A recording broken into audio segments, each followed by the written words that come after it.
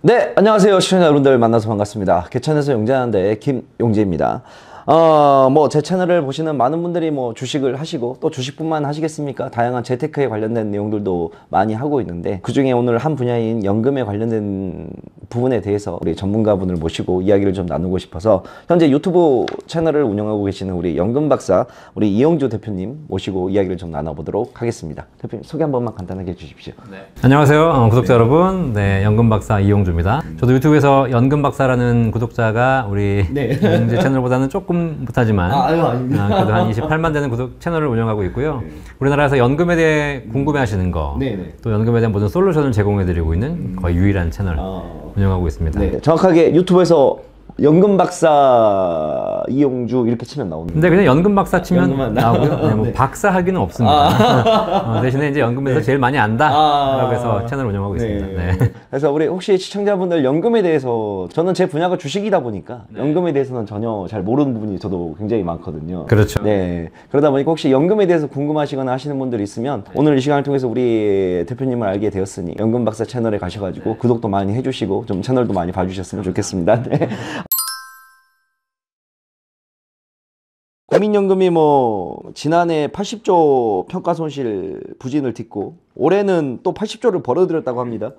그래서 이제 1000조 원 달성을 좀 눈앞에 있다고 하는데 연금을 하시다 보니 국민연금 이제 투자하시는 것도 많이 보실 거 아닙니까? 그렇죠. 어떻습니까? 좀 보시면 잘하고 있는 것 같습니까? 아니면 답답한 부분이 좀 있습니까? 국민연금 운용은 제가 보기에는 굉장히 잘하고 계시는 거다. 아시다시피 기금이 크잖아요. 우리나라 주식시장 총 시가총액이 2000조인데 1000조가 국민연금인데 국민연금이 물론 다 투자하는 건 아니지만 국민연금이 거기서 예를 들면 한 100조만 투자해도 얘네가 어떻게 운용하냐에 따라서 시장이 흔들려 버려요. 그러니까 그렇게 막강한 자원을 갖고 있음에도 불구하고 그 시장에서 일정한 수익을 낸다는 건 쉽지 않아요. 쉽지 않죠. 저도 이제 그 부분은 고충이 정말 많을 거라 생각을 해요. 돈 또 1000만 원 굴릴 때랑 10억 굴릴 때랑 100억 굴릴 때랑은 완전 그림이 다르거든요. 금액이 점점 커지게 되면 들어갈 수 있는 게 한정적으로서 밖에 없거든요. 맞아요. 네, 금액이 점점 커지다 보면 빼고 싶어도 못 빼요.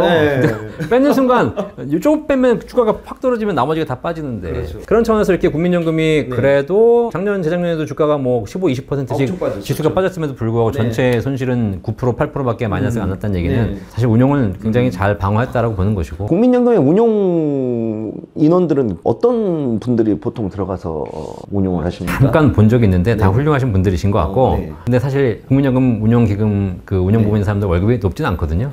높진 않아요? 많이 잘 안 가요.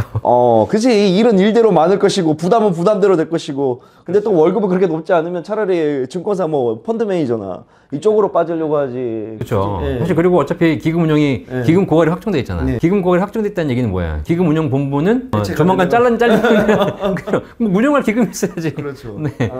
그런 부분이 있기 때문에 사실 그렇게 고생하시는 거고 그러면서 운용 전략은 크게 나쁘지 않다고 보지만 어쨌든 우리나라가 지금 계속 기금이 고갈되고 있는 상황에서 뭔가는 조금 더 수익을 내줘야 되지 않을까. 수익은 잘 내면 뭐든지 다 좋은 법이죠. 내기가 어려워서 그렇지. 국민연금에 대한 불신이 갈수록 커지고 있습니다. 정부가 바뀔 때마다 어느 정부가 들어서든 간에 국민연금 개혁해야 된다는 말은 항상 화두로 나오는 말이고 벌써부터 20년 전부터 개혁해야 된다 계속 말은 나오고 있는데 이제 대표님께서 연금에 대해서 전문가시니 개혁은 글렀다. 글렀다? 너무 늦은 겁니까? 늦었죠, 이미 글렀어요. 안 돼요. 지금 한다고 열심히 하고 있는데 이미 또 개혁위원회에서 올 상반기에 했다가 이미 아무 답 못 내고 해산되었고 올 가을에 한 번 더 한다라고 하는데 사실 이 국민연금 개혁이 정권의 문제 이것이 아니라 우리 사회의 구조적인 문제죠. 어차피 똑같은 파일을 가지고 나눠 먹어야 되는 거지 않습니까? 그럼 국민연금을 개혁을 하는 가장 좋은 방법은 뭐냐면 지금 받는 사람 걸 깎는 거예요. 적게 내고 적게 가져가라? 이미 이분들은 적게 냈으니까 적게 받아야 되는데 적게 내고 많이 받아가는 구조가 돼 있잖아요. 근데 그걸 앞으로 예상하고 있고 이제 점점 많이 받아가실 거거든요. 기금이 고갈되는 거잖아요. 아까 얘기했듯이 1억 내고 수십억을 받아가는 구조면 이거는 아니잖아요, 사실. 그러면 그런 부분에서 합리적으로 조정이 필요한데 중요한 건 지금 받는 사람 걸 깎는다는 것은 사회적으로 굉장히 큰 리스크예요. 그렇죠. 20, 30대한테 너네가 30년 후에 받을 건데 그때 받을 거를 좀 깎을게. 그러면 좀 기분 나쁘지만 지금 당장 일이 아니니까 모르겠다. 그리고 이제 참고 넘어갈 수 있는 것이고 특히 국민연금이 나중에 이제 이걸 납부해야 될 우리 젊은 세대들은 연금에 관심이 없잖아요. 지금 전혀. 그렇죠. 얘네들은 코인에 관심 있잖아요. 주식과 코인에 관계 있지.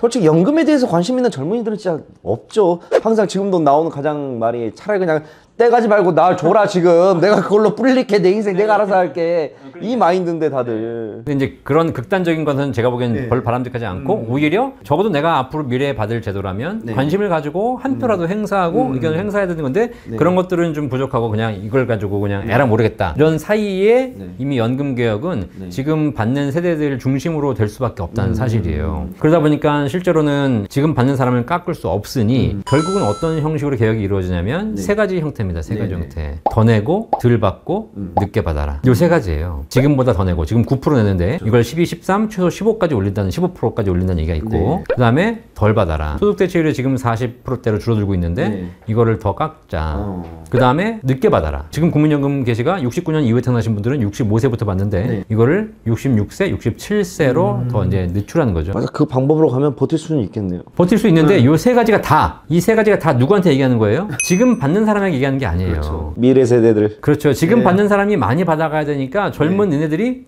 더 내, 니네들이 덜 받아, 니네들이 늦게 받아. 왜? 내가 지금 받아야 되니까. 이 구조가 어쩔 수 없는 구조가 되어버린다는 거죠. 시간이 갈수록 그러면 되게 좀 힘들겠네요. 물론 이제 사실 출산율이 올라서 내는 사람들이 많아지면 너무 좋겠죠. 그런 문제가 줄어들겠지만 지금 이게 어쩔 수 없는 피라미드 구조가 되어버려서 받는 사람들은 많이 받아가는데 낼 사람은 없는 구조가 연금만의 문제가 아니고 사회 구조적인 문제고 사실 정치권의 문제라면 이런 문제들을 이미 10년, 20년 전에 해결했었어야 되는 문제고 좀 현명한 지도자였다면 뭐 일본이나 다른 나라들처럼 연금에 반영을 하는 겁니다. 사실 주식도 마찬가지 투자 수익과 손실은 그 투자자가 받는 거지 않습니까? 그죠? 수익이 잘 나면 다 좋은 거고 떨어지면 다 안 좋은 거고 이런 거잖아요. 근데 국민연금은 어떻게 되냐면 내는 것과 받는 것이 연동이 돼 있잖아요. 내서 기금으로 운용하고 받는 금액은 따로 제도가 있기 때문에 중요한 건 내는 사람이 줄어들면 당연히 받는 것도 줄어들게 자동적으로 만드는 것이 우리 개인 일반적인 금융인데 중요한 건 이 내는 사람이 줄어도 얘는 점점 올라가는 이런 구조로 만들어 버렸기 때문에 이런 거를 사실 그 선진국 같은 경우는 자동 조정 장치가 있거든요. 예를 들면 물가가 올라가면 연금액이 좀 더 올라가지만 반대로 여러 가지 뭐 기대여명이 늘어나면 연금액이 좀 줄어든다든가 뭐 사회적으로 경제 성장률이 떨어지면 연금액이 줄어든다든가 이런 게 자동으로 연동하게 돼 있어요. 원래 이렇게 만들어 놨고 그런 줄 알면 사람들이 불만이 없을 거예요. 어차피 다 어려워져가지고 내가 적게 받는데 근데 제도를 그렇게 만들어 놓은 것이 아니라 내는 것과 받는 것이 전혀 연동이 안 돼 있다 보니까 이런 문제가 발생하는 거죠. 국민연금은 뭐 어쨌든 뭐 기금이 고갈되는 어쨌든 간에 사회적인 제도로 존재하는 것이고 우리가 그러면 잘 이용할 필요가 있습니다. 우리가 지금 입시 제도가 옛날에 저 대학 갈 때는 학력고사 하나였거든요. 그러니까 공부 잘하는 순서대로 갔어요 그냥. 근데 지금은 입시 제도가 수시, 정시, 뭐 논술 워낙 다양하죠. 자, 다양하다는 얘기는 뭐냐면 다양하다 보니까 뭐가 생겼냐면 입시 컨설팅이 생겼어요. 그 얘기는 무슨 얘기냐면 똑같은 성적인데 똑같은 실력인데 누가 정보를 많이 하느냐에 따라서 조금 더 좋은 대학을 갈 수 있다는 거잖아요. 국민연금도 마찬가지예요. 제도는 조금 더 공부한 사람이 더 많이 받습니다. 가만히 있으면 내가 그냥 알아서 주겠지 이러면 안 돼요. 개인연금이나 이런 것들은 정해진 수익에 따라서 지급받기 때문에 내가 뭘 한다고 해가지고 더 받지는 않는 거예요. 난 내기만 많이 내면 되는 거죠. 근데 국민연금은 그렇지 않아요. 국민연금은 특징을 딱 보시면 첫 번째 국민연금은 적게 낼수록 더 유리합니다. 적게 오래 낼수록. 난 많이 내는데. 네, 물론 이제 내가 그거에 일정 비율을 내기 때문에 일반 급여소득자는 정할 수 없으니까 정해진 금액을 내야 되는 거지만 개인 사업자라든가 뭐 지역가입자, 임의가입자들은 내가 그걸 정할 수 있거든요. 그러면 뭐 내는 만큼 더 받긴 합니다. 근데 적게 버는 사람한테 적게 걷고 많이 버는 사람한테 많이 걷어서 비슷하게 나눠주는 거죠. 그러니까 적게 내는 저소득자들은 낸 돈 대비 훨씬 효율성이 좋아지는 것이고 제일 높은 구간을 내는 사람은 낸 돈 대비 효율성이 좀 떨어지는 것이죠. 자, 그러면 내가 똑같이 낸 돈 대비 효과를 높이자면 조금 더 적게 내는 것이 낸 돈 대비 가성비는 좋아진다는 거예요. 그럼 내가 이런 방법이 있어요. 한 달에 30만 원씩 10년을 내는 방법이 있고 한 달에 10만 원씩 30년을 내는 방법이 있습니다. 자, 이제 우리 투자하신 분들은 다 계산 빠르시니까 한번 지금부터 내가 시작하는데 내가 지금부터 30만 원씩 한 번에 몰아가지고 10년을 딱 내고 그리고 나중에 연금 받는 방법과 10년씩 늦게 30년간 길게 낸 다음에 똑같이 연금 받는 방법과 어차피 30만 원 10년 내나 10만 원씩 30년 내나 내는 총액은 똑같아요. 근데 30만 원은 빨리 내는 것이고 10만 원씩 늦게 내는 겁니다. 둘 중에 어떤 게 연금액이 높을까요? 그냥 상식적인 수준을 우리가 상식적인 생각하면 30만 원씩 초반에 몰아서 10년간 완납을 하고 그리고 노후에 연금 받는 사람과 늦게 10만 원씩 천천히 내가지고 30년간 내가지고 연금 받는 사람하고 투자도 마찬가지. 내가 적립식으로 투자하는데 나스닥을 샀는데 30만 원씩 10년간 딱 사고 한 2, 30년 묻어두는 사람하고 그렇지 않고 10만 원씩 조금 찔끔찔끔 해가지고 30년간 나눠서 하는 사람하고 누가 더 총액이 높을까요? 첫 번째 아닌가? 당연히 첫 번째죠. 당연히 첫 번째지. 예. 당연히 첫 번째죠. 예. 이게 뭐 그렇죠. 말할 필요도 없는 거지 예. 않습니까? 그쵸? 예. 네, 국민연금은 네. 두 번째가 연금액이 2배 이상 높아요. 30만 원씩 10년 낸 사람보다 10만 원씩 30년 낸 사람이 연금액이 2배 이상 높다니까. 어떻게 그런 결과가 나오죠? 이해가 안 가죠? 네. 이게 국민연금 제도예요. 네. 제가 얘기했잖아요. 국민연금 많이 내는 게 바보라고. 네. 조금씩 길게 내는 게 훨씬 유리한 제도가 그래요. 일단 조금씩 내면 저소득층으로 간주가 됩니다. 낸 돈 대비 효과가 좋아져요. 그 다음에 국민연금은 기간이 길수록 유리합니다. 그리고 국민연금의 가장 큰 특징이 뭔지 아세요? 우리가 왜 투자하시는 분들이 장기 투자하자 그러면 내가 딱 사놓고 한 10년 묻어두자. 그럼 10년 동안 수익이 나니까 나중에 돈이 될 거 아닙니까? 이렇게 얘기하잖아요. 국민연금 받는 공식에는 거치 기간이 없어요. 기다리는 기간이 없어. 자, 무슨 얘기냐 그러면 내가 20살에 국민연금을 시작해가지고 30살까지 10년을 내요. 그리고 30년을 기다려서 60세부터 연금을 받아. 그거 하고 팽팽 놀고 안 내다가 50세부터 시작해가지고 10년을 내고 바로 연금 받아요. 자, 그럼 상식적으로 봤을 때 먼저 10년을 어렸을 때 내고 기다리는 사람이 연금액이 높아야 되잖아요. 그렇죠. 그죠? 국민연금은 두 개가 똑같아요. 이해가 안 가죠? 제도가 그래. 먼저 낸 놈이 바보예요.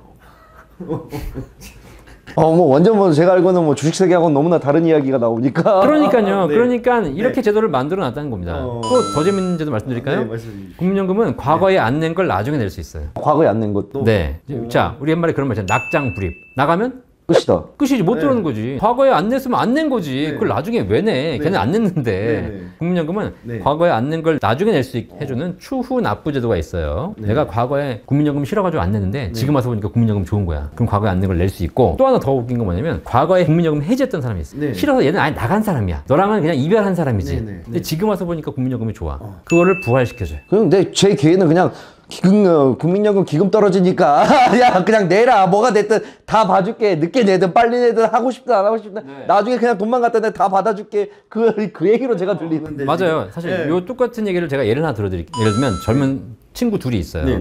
A, B가 있어. 얘가 이제 취직을 했어요. 회사를 취직을 했는데 같은 회사 들어간 거예요. 근데 회사가 딱 들어가 보니까 좀 약간 회사도 아직 좀 부실하고 그래요. 근데 A는 뭐라 그러냐? 야, 나 이 회사 아닌 것 같다. 이거 좀 아닌 것 같아서 한 1년 근무하고 퇴사한 겁니다. 근데 B는 회사가 좀 아니지만 이 회사를 내가 열심히 다녀가지고 회사를 좀 키워보겠다라는 마음으로 열심히 다닌 겁니다. 진짜 그렇게 한 2, 30년 다녀가지고 회사가 30년 후에 엄청나게 크고 좋아졌어요. A는 나갔잖아. 나갔을 때는 회사가 안 좋으니까 나왔는데 나와가지고 뭐 하겠어요. 그냥 이것저것 하다가 살다가 보니까 나중에 한 2, 30년 쉬다 보니까 그 B가 다니고 있는 회사, 그 회사, 내가 나온 회사 너무 좋아진 거예요. 그 A가 딱 보고 있으니까 후회가 되는 거야. 아씨 괜히 나왔네. 그때 내가 다니고 있었으면 좀 고생하더라도 지금 좀 회사가 잘 돼가지고 훌륭하게 잘 됐을 텐데. 그래서 혹시나 해가지고 A가 전화를 해봐. 회사에다가 전화해가지고 제가 30년 전에 회사에 퇴사한 누구누구인데요. 혹시 지금 회사가 되게 잘 나가고 있는 것 같은데 제가 지금 재입사가 가능할까요? 절대 안 되는 일이죠. 되게 안 되잖아요. 그렇죠? 되죠. 이걸 받아주는 게 추납이에요. 받아주는 게. 나간 놈인데 받아주잖아요. 그죠? 추납이에요. 추후 납부. 자, 그럼 이제 얘가 갑자기 받아준다니까 좋잖아. 이게 웬 떡이냐. 그리고 다시 이제 출근하러 간 겁니다. 얘는 언제 퇴사했어요? 30년 30년 전에 퇴사했지 않습니까? 그때 4, 5년 때 퇴사했잖아요. B는 열심히 일해가지고 지금 부장이 된 거 아닙니까? A가 이제 복직을 하러 딱 갔더니 자리가 뭐 해야 돼? 사원이 해야 되잖아요. 일반 사원으로 일반 사원 시작해야 되잖아요. 얘가 부장이에요. 이게 반납이에요. 그러면 제일 열받는 놈 누구야? 30년간 다닌 친구. B를 바보로 만드는 게 이 제도라는 겁니다. 그 회사의 제도. 그렇죠. 열심히 부어오고 열심히 고생한 사람을 제도. 이게 반납제도예요. 아니 나갔으면 못 들어와야지 나강을 왜 받아줘. 근데 국민연금은 이런 제도가 있어. 이러다 보니까 과거에 해지한 사람, 과거에 안 냈던 사람들이 이제 좋테니까 막 우르르 내기 시작해가지고 결국은 그래가지고 그 사람들이 막 뭉칫돈을 갖다 내는 겁니다. 그래서 2020년도에는 이게 강남 재테크라고 불렸어요. 강남의 사모님들이 국민연금 싫다고 나중에 과거에 다 안 냈거든. 근데 지금 와서 보니까 국민연금 좋잖아요. 그래가지고 과거에 안 냈던 거 뭉칫돈으로 몇천만 원씩 내는 겁니다. 그때 연금이 막 갑자기 몇십만 원씩 올라가. 근데 중요한 건 강남에 있는 사모님들이 국민연금이 필요한 사람들이에요? 필요 없죠. 그 사람들 사람들은 오히려 돈 많은 사람들이잖아요. 그렇죠? 그 사람들을 연금을 이렇게 올라가다 보니까 국민연금 기금이 고갈될 수밖에 없지 않습니까? 저는 개인적으로 항상 영상에서 말씀드렸는데 국민연금 추납 반납제도 만든 놈은 국가의 역적이에요. 가장 큰 폐단이기. 그렇죠. 그 누가 만들었는지 모르겠는데 걔는 잘라야 돼. 아니면 걔한테는 구상권을 청구하고 싶어. 근데 이런 제도가 아직도 있어요, 사실. 근데 중요한 건 이 제도를 그러면 제가 지금 말씀드렸다고 없애잖아. 그 연금 박사가 보니까 이게 좀 아닌 것 같다. 말도 안 된다. 없애잖아. 그럼 어떻게 돼? 이미 써먹을 사람은 다 써먹었어. 그럼 누가 못 써먹어? 지금 젊은이들이 아직 못 써먹는 거야. 야, 너희 때는 됐는데 왜 우리는 안 돼? 이게 나오죠. 그러니까요. 네. 그러니까 이런 제도 자체를 도대체 누가 만든 건지. 국민연금도 정말 완전 제가 생각했던 게 많이 다르네요. 그냥 뭐 나라에서 주는 대로 받으면 되지. 떠먹고만 하고 근데 이런 투자 전략이 다 있는 것도 참 신기하고 저는. 이만큼 제가 말씀드린 얘기는 그만큼 유리한 제도이기 때문에 대상이 되시는 분들은 반드시 이용해야 된다는 거예요. 그러니까 이제 그렇게 해가지고 좀 장기적으로 우리가 연금을 확보하시는 것이 가장 좋은 방법이고요. 우리나라의 연금 준비의 1순위는 국민연금이다. 그럼에도 불구하고 그래서 나이 불문하게 우리가 최소의 금액은 국민연금으로 준비하셔서 노후소득의 안정성을 확보하시는 것은 저는 어쨌든 강추드리고 있습니다. 국민연금 개혁에 대한 문제를 많은 분들이 고민하고 계십니다. 그죠? 사실 근데 제가 항상 제 채널에서 말씀드리는 이유가 뭐냐면 국민연금 개혁의 문제를 해결할 수 있는 방법이 있다. 이게 바로 뭐냐면 문제가 국민연금이라고 해서 국민연금을 개선한다고 해결되지 않아요. 근데 사실 이 문제 해결 방법은 다른 데 있을 수 있어요. 국민연금을 해결하는 가장 큰 방법은 사적 연금을 활성화하는 거예요. 그래서 우리 그럴 때 있잖아요. 내가 우리 집에 가서 우리 집사람하고 싸웠어. 막 안 좋게 싸우고 있잖아요. 근데 그 싸울 때 막 그 문제 가지고 너 왜 그랬니? 뭐 이러면서 막 싸우고 있으면 안 풀리잖아. 계속. 그때 어떻게 해요? 나가서 커피 한잔 하고 자. 분위기 전환을 하는 거죠. 집에서 싸우지 말고 커피숍에 나가는 겁니다. 그럼 분위기 좋은데 가가지고 있으면 싸우려고 했다가도 좀 풀어지고 그러면 문제가 해결되는 경우가 많아요. 우리가 사실 문제의 원인은 우리가 뭐 부부싸움은 아주 사소한 거하고 싸우잖아요. 그렇죠? 그걸로 싸운 거지만 사실 그것 때문에 원인이 된 거지 문제의 원인은 그게 기분 나쁜 건 아니잖아 사실. 딴 게 다 쌓였으니까 그런 거지. 그럼 문제를 딴 걸 풀어줘야죠 사실. 마찬가지 국민연금의 문제도 국민연금을 가지고 해결하려고 하지 말고 어쨌든 노후의 연금이잖아요. 그럼 사람들이 연금을 받을 때 여기서 받든 내가 충분하게 받아서 여유가 있으면 되잖아. 원래 배고플 때는 불만이 많지만 배부르면 불만이 줄어들잖아요. 그래서 사적 연금, 우리 사회에 있는 여러 가지 연금 제도, 개인 연금들이 있습니다. 이거에 대한 세제 지원을 해서 사적 연금을 활성화시켜서 개인 스스로 연금을 잘 준비할 수 있도록 해주면 국민연금이 조금 모자라고 부족해도 여기에 대한 불만이 줄어든다는 거죠. 근데 사적 연금에 대한 지원을 하지 않고 이건 막아두고 자꾸 국민연금만 가지고 이건 안 돼, 저건 이렇게 해야 돼, 뭐 이렇게 하면서 서로 싸우고 있으니까 답이 안 나오는 겁니다. 이건 제가 보기에 백날도 답이 안 나와. 어차피 파이가 정해져 있는데 내가 먹으면 네가 못 먹고 네가 먹으면 내가 못 먹는 건데 이거 가지고 맨날 해봐야 뭐 하겠어요. 그냥 이거는 제 개인적인 그냥 궁금해서 뭐 여쭤보는 건데 대표님. 자, 제가 국민연금을 쭉 냈어요. 그러다가 이제 제가 받아야 될 시점인데 제가 만약에 내다가 저한테 불의의 사고가 생겨서 제가 이 세상을 하직을 했습니다. 그럼 제가 낸 국민연금은 저희 가족이나 뭐 배우자가 받을 수가 있는 겁니까? 이 얘기도 하면 더 긴데. 그래 복잡합니까 이 얘기도? 자, 국민연금이 받다 돌아가시면 유족연금이지. 유족연금. 사실 내 개인 자산, 내가 주식을 하다가 내가 사망했는데 그러면 내가 주식했던 금액을 그대로 상속하는 거는 뭐 누구한테 상속하든 그거는 정상적인 거잖아요. 근데 중요한 건 내가 사망했는데 내가 받던 연금의 60%를 배우자의 평생 동안 줘요. 이게 유족연금이에요. 얼마나 좋은 거예요. 그렇죠. 그죠? 내가 평생 받다가 죽었는데 내 배우자에게 내가 받던 연금의 60%를 이 배우자의 평생 동안 줘요. 이게 유족연금이에요. 그럼 거기에 대해서 뭐 세금은 따로 안 나오는 겁니까? 세금 안 나오고 유족연금 세금도 없어요. 유족연금 세금이 없어요. 예, 이게 얼마나 좋습니까? 그러니까 사실상 국민연금이 원래 만들어진 최초의 그 시점에는 80년대, 90년대는 우리나라가 맞벌이가 아니었어요. 대부분 다 남자 혼자. 그러다 보니까 국가에서 보니까 남자는 연금을 준비하고 있는데 남자가 사망하고 나면 배우자는 아무것도 안 되는 거예요. 그래서 국민연금을 가입하신 분들이 사망하게 되면 배우자에게 60% 정도는 지급해야 되겠다고 유족연금 만든 겁니다. 사실 이것도 개인 자산으로 생각하면 말도 안 되는 얘기지. 또 주는 거잖아. 양쪽으로 이중으로 나가는 거잖아요. 근데 그렇게 만들어 놨어요. 그러니까 내가 받다가 죽으면 내 배우자에게 또 나가. 좋아요. 그때는 그렇게 만들어 놔서 굉장히 좋은 제도인데 지금은 무슨 문제가 생겼냐. 유족연금을 받을 때 옛날엔 맞벌이가 아니었기 때문에 부인이 국민연금이 없었어요. 근데 지금은 다 맞벌이죠. 맞벌이죠. 그리고 여기서 또 임의가입도 해요. 그래서 배우자도 국민연금이 있어요 이제. 그런 경우가 거의 대부분이에요. 자, 그러면 이분이 돌아가시면 배우자에게 유족연금을 지급해야 되는데 유족연금의 조항이 뭐가 있냐. 살아계신 배우자가 받는 본인연금과 돌아가신 분의 유족연금 두 개를 중복해서 받을 수는 없다. 같이 할 수는 없다. 하나를 선택해야 된다.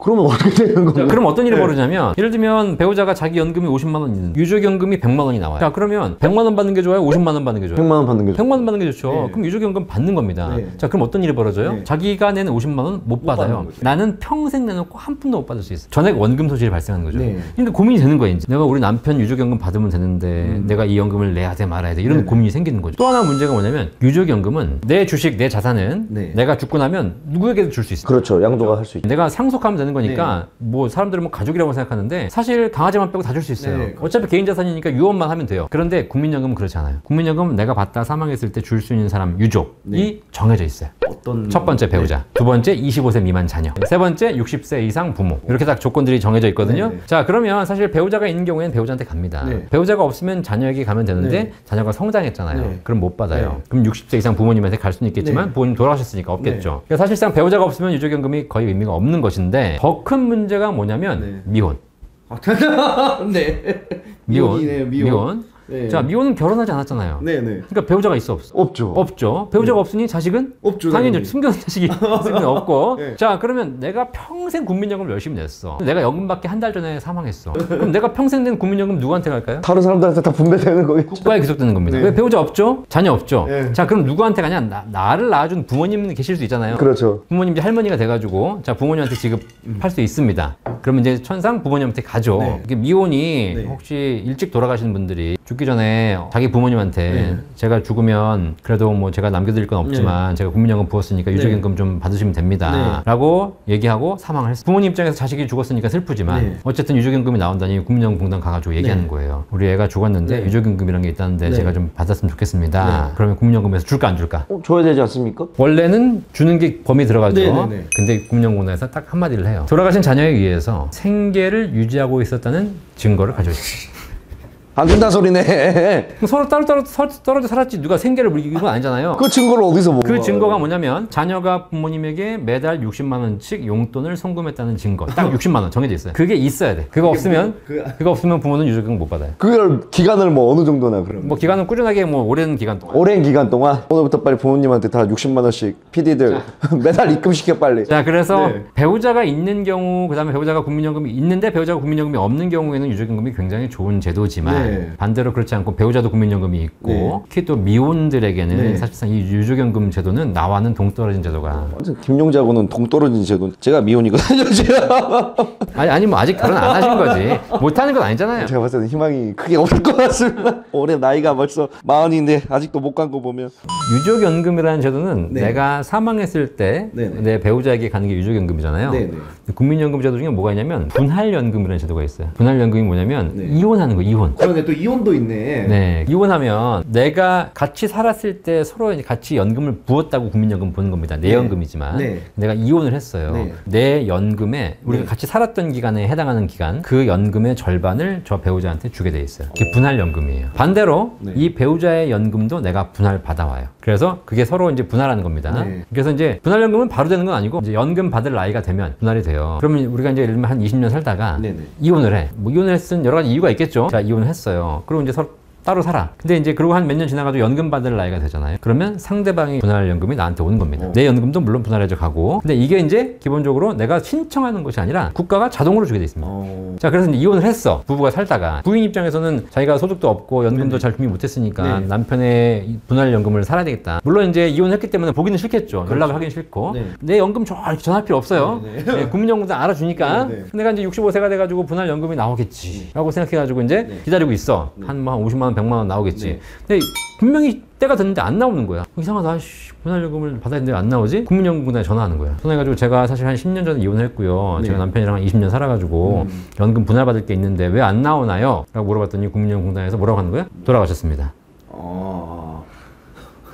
돌아가셨어요? 자, 그럼 돌아가시면 어떻게 될까? 돌아가셨으면, 자, 아까 제가 돌아가시면 받는 연금이 뭐라 그랬죠? 유족연금이라고 그랬잖아요. 그죠? 이 분할연금은 내가 살았던 기간 동안에 해당하는 금액이 나한테 넘어오는 거지만, 유족연금은 뭐냐면, 사망 당시에 같이 살고 있는 배우자에게 가요. 자, 그럼 나랑 20년 살았는데, 나랑 헤어진 이유가 뭐야? 뭐 성격차가 됐든 뭐가 됐든. 바람 펴서 이혼한 거거든요, 사실. 그럼 나랑 이혼하고 딴 사람이랑 결혼한 거잖아. 그럼 나랑 20년 살았고, 걔랑은 1년 살았어. 근데 걔랑 1년 살다가 죽었어. 그러면 이 남편이 평생 낸 유족연금 누구한테 가? 1년 된. 1년 산 사람한테 가요. 나한테 안 오고. 그럼 여기 가버렸잖아. 끝난 거야, 끝난 거. 그럼 분할연금 와, 안 와? 안 와. 그러니까 나는 이제 어떻게 해야 돼? 남자가 나랑 이혼을 해가지고 딴 사람이랑 살고 있잖아요. 근데 얘가 죽으면 나한테 연금이 와, 안 와? 와, 안 와? 안 와요. 근데 얘가 살아있으면 나중에 오잖아. 그죠? 네. 자, 그럼 나는 어떻게 해야 돼? 이제부터. 뭐라고 기도해야 돼? 얘가 오래 살고 다른 여자 안 만나게 기도해야 돼. 그럼 다른 여자 만나는 거 상관없어. 어차피 죽지만 않으면 돼. 네, 그죠? 네, 그러면 얘가 살아있어야지 내가 분할연금 받는 것이지. 얘가 죽으면 나는 한 푼도 못 받는 거. 아니 그러면 결혼을 했다가 이혼을 하고 막 재혼을 많이 한 케이스들도 있지 않습니까? 그렇죠. 그런 케이스들은 분할연금 재테크에 있어요.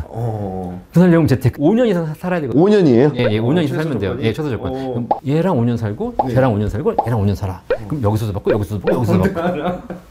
돈 많은 여자를 만나든 많은 남자를 만나든 연금을 많이 내는 국민연금을 많이 내는 이성을 만나서 5년 단위로 4번만 교체를 시켜버리게 되면 노후가 편안해지는 웃자고 하는 소리지만 실질적으로 그런 뭐 제도라는 게 그렇지 않습니까? 항상 제도를 악용해서 하는 케이스들도 워낙 많다 보니까 이런 케이스들도 있겠네요 정말. 그럼요. 왜냐면 제도라는 것이 뭐 다 떠나서 제도가 어쨌든 딱 선을 긋는 거지 않습니까? 그러니까 선을 긋다 보면 모든 사람들이 선 안에 선 밖에 들어오는 것이 아니라 여기 막 교차되는 사람도 있고 이런 게 있기 때문에 그런 틈들이 다 있어요. 근데 그걸 악용하면 안 되겠지만. 그렇죠. 악용하는 사람들 분명히 있죠. 근데. 근데 우리가 만약에 판단할 수 있는 상황이라면 충분히 거기서 합리적인 선택을 해야 될 필요가 있는 것이죠. 그럼 내가 지금 국민연금을 내는 게 좋을까? 안 내는 게 좋을까? 얼마를 내는 게 좋을까? 어떤 방식으로 내는 게 좋을까? 이런 부분에 대한 이제 고민들이 생기기 시작하는 거고 그거를 해결해 줄 수 있는 대한민국에서 유일한 곳이 바로 어디다? 연금 박사 채널이다. 저도 오늘 정말 새로운 사실들을 너무나 많이 알고 야 연금 재테크도 진짜 생각을 한번 해봐야 되겠네. 사실 우리 채널에서 저한테 이렇게 출연해달라 얘기 왔을 때 이렇게 주식 관련 채널에서 전화가 오면 되게 좀 약간 고민스러울 때가 있어요. 어떤 부분에 왜냐면 이제 연금이라는 것이 노후에 받는 건데 이게 이렇게 주식 하시는 분들 또 젊을 때는 생각이 안 나거든요. 그렇죠. 관심 없어요 사실. 그래서 내가 이걸 굉장히 돈을 많이 불려서 나중에 좀 큰 부자가 되고 싶다라고 해서 많이 하시지 나중에 노후에 뭐 한 달에 뭐 100만 원 200만 원 이거 받아봐야 뭐해. 이런 생각을 많이 하시기 때문에 사실상 관심이 없으신 게 사실이에요. 그런데 제가 이제 이렇게 투자하시는 분들에게 항상 하는 얘기가 뭐냐면 연금은 밥, 주식은 반찬. 반찬. 네. 이걸 한마디로 정리가 될지 모르겠지만 이렇게 설명드리고 싶어요. 이게 무슨 얘기냐면 우리가 점심시간에 밥 먹으러 갈 때 야, 우리 김치찌개 먹을까? 된장찌개 먹을까? 이런 얘기 많이 하시죠? 그렇죠. 이게 전부 반찬 얘기입니다. 그래서 우리가 제육볶음 먹는 날도 있고 김치찌개 먹는 날도 있고 다양한 반찬을 먹고 있고 반찬은 화려하고 굉장히 다양하죠. 그리고 또 역사 시대에 따라 변하기도 하지 않습니까? 그런데 그 밥상을 잘 보면 빠지지 않는 게 있는데 그게 바로 밥이에요. 반찬을 맛있게 먹으려면 밥이 있어야 돼요. 우리가 사실 밥이 굉장히 중요함에도 불구하고 점심 먹을 때 우리가 뭐 보리밥 먹을까 콩밥 먹을까 뭐 이런 얘기는 안 하잖아요. 그렇죠? 그 얘기는 안 하죠. 그런 얘기 안 하죠.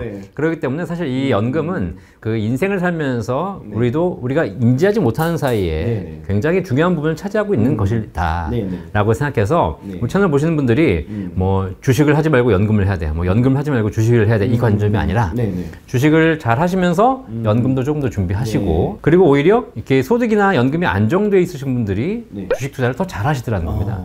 그런 차원에서 연금을 좀 이해하셨으면 좋겠어요. 제가 이제 연금은 기본적으로 종류가 국민연금만 있다고 저는 생각을 했었는데 연금도 종류가 뭐 되게 많다고 제가 들은 것 같은데 뭐 간단하게 어떤 종류들의 연금이 좀 있을까요? 우리 사회가 전 세계에서 고령화 속도가 가장 빠른 나라입니다. 그렇기 때문에 우리가 모르는 사이에 이미 많은 연금 제도들을 갖고 있어요. 첫 번째가 일단 국민연금, 이게 공적연금인데요. 이것보다 먼저 뭐가 있냐면 기초연금이라는 게 있어서 우리나라의 65세 이상 어르신 중에서 소득 기준으로 줄을 딱 세워가지고 1등부터 3등까지는 안 주고요. 4등부터 꼴찌까지 하위 70%에게 국가가 한 달에 32만 원씩 주는 연금이 있습니다. 자, 이런 거는 국가가 세금으로 주는 거기 때문에 내가 그 기준에만 해당이 되면 받으실 수 있는 게 기초연금이 있고요. 10명 중에 7명. 그 다음에 이제 그거 말고 우리가 지금 다 준비하시는 국민연금, 공무원들은 공무원연금 이게 있죠. 이건 국가가 의무적으로 납입을 시켜서 나중에 연금 받는 건데 요즘 말이 많죠. 그 다음에 이제 퇴직금이라고 해가지고 직장 다니신 분들은 급여의 일정 부분을 다 퇴직금으로 쌓지 않습니까? 퇴직하게 되면 그걸 연금으로 받는 게 퇴직연금이라는 것이 있고 그 다음에 다음에 개인 스스로 준비하는 개인연금이 있는데 개인연금은 크게 두 가지 종류가 있어요. 납입하면서 세제 혜택을 받는 연금, 납입할 때 세제 혜택을 받지 못하지만 연금 탈 때 세금 없이 받는 연금. 이 두 가지 종류가 이제 개인연금의 종류거든요. 네네. 그렇게 해서 개인연금을 준비하실 수도 있고 마지막에 우리나라는 부동산의 비중이 높지 않습니까? 그렇죠. 그러니까 집을 담보로 연금 받을 수 있는 주택연금, 또 농사 짓는 분들이 땅을 담보로 연금 받는 농지연금까지 굉장히 다양한 연금 제도가 있습니다. 그러니까 제대로만 우리가 알고 준비하면 사실 연금 제도를 활용하면 노후에 그렇게 어렵지 않아요. 근데 뭐 요즘 뭐 결국 하는 저희는 기본적으로 이렇게 저도 오늘 처음 알았는데 연금의 종류가 이렇게 많다는 거를 대부분 다 국민연금만 생각을 하고 있는데 국민연금이 뭐 가장 말이 많이 나오는 게 뭐 지금의 세대들까지는 뭐 하는 건 상관없지만 먹고 받는 데는 지장이 없지만 20대들과 뭐 30대 초반들은 나중에 가서 했을 때 국민연금을 못 받을 수도 있다라는 게 가장 우려가 많이 되는 부분이라고 하더라고요. 대표님 생각은 어떠십니까? 못 받을 수는 없어요. 적게 받을 뿐이지.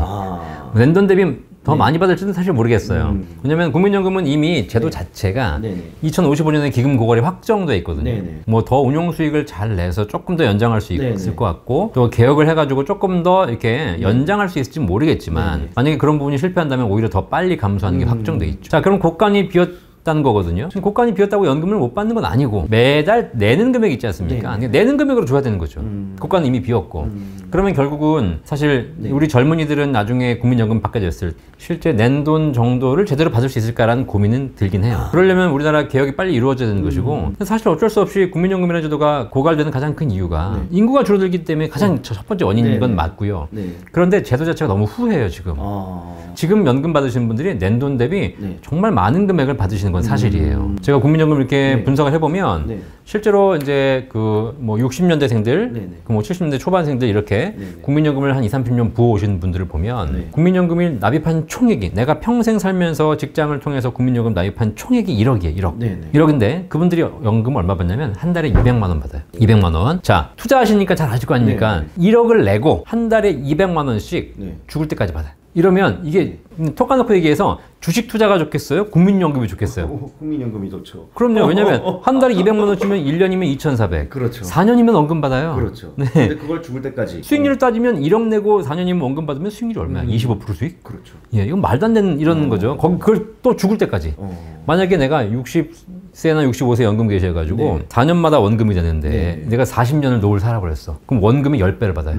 이게 국민연금 제도예요. 자, 이러다 보니까 사실 받으시는 입장에서는 굉장히 큰 도움되고 좋지만 기금이 빨리 고갈되니까 이제 그 기금을 다시 유지하고 키워야 되는 입장에서는 굉장히 부담스러운 상황이 되는 거죠. 그렇죠. 그러한 이유 때문에 연금이 중요한 건 알겠는데 그러면 왜 연금이 그러면 중요한지 사람들이 연금을 이제 고려해야 되는 이유에 대해서 한번 설명해 주시면 감사합니다. 그러니까 우리가 지금 국민연금도 있지만 사실 노후가 되면 우리가 점점 판단력이 떨어집니다. 그렇죠. 우리 대표님도 지금 주식을 열심히 하고 계시겠지만 이 주식을 과연 내가 80세, 90세도 할 수 있을까? 그렇죠. 이런 생각은 아마 하실 겁니다. 왜냐면 또 이렇게 굉장히 많은 판단을 해야 되고 공부도 해야 되고 그러잖아요. 나이가 들면 어쩔 수 없이 누구나 다 활동력, 판단력, 기억력이 떨어져요. 그럼 내가 갖고 있는 자산을 내가 컨트롤할 수 없는 상황이 돼요. 그때 나를 지켜주는 것이 무엇인가 봤더니 결국은 고정적으로 또박또박 나오는 연금이라는 겁니다. 제가 목돈과 연금의 차이점, 10가지 차이점을 제가 말씀드리면서 첫 번째가 뭐였냐면 목돈은 내가 지켜야 하는 것,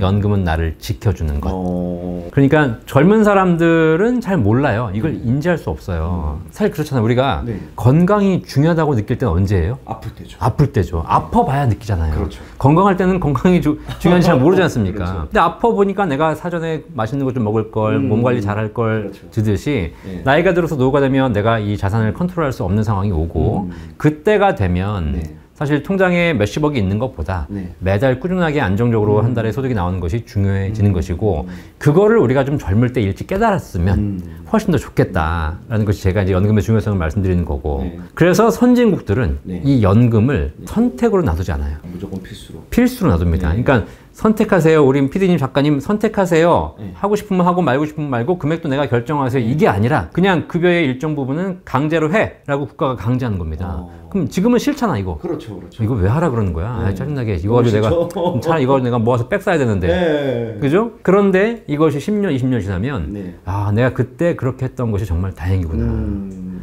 제가 지금 우리나라에서 노후를 가장 행복하게 보내시는 분들이 공무원 은퇴자들이거든요. 공무원 연금이 제일 잘 돼 있으니까 제가 공무원들 대상으로 강의를 해요. 네네. 그분들이 이제 다 공무원 오래 하신 분들이세요. 네네. 그분들에게 물어봐요. 네. 30년 전으로 돌아가서 만약에 내가 공무원 처음 시작했을 때 공무원 연금 가입이 선택이었다면 네. 하셨겠습니까? 다 안 했다는 거예요. 그런데 자기는 선택하지 않았지만 강제로 어쩔 수 없이 내왔던 것이 지금 자기가 퇴직하는 마당에 가장 큰 힘이 되고 있다. 그래서 우리가 투자하시는 분들은 당연히 투자를 잘 하셔야 되겠지만 네. 이렇게 잘 될 때 조금씩이라도 개인적으로 연금 준비를 하시는 것은 노후를 위해 굉장히 지혜롭고 현명한 방법이다. 저도 얘기를 들어보니까 연금을 좀 더 알아봐야 되겠네요. 솔직히 저는 제 분야만 잘할 줄 알지 제가 거는 상담해 드리겠습니다. 네.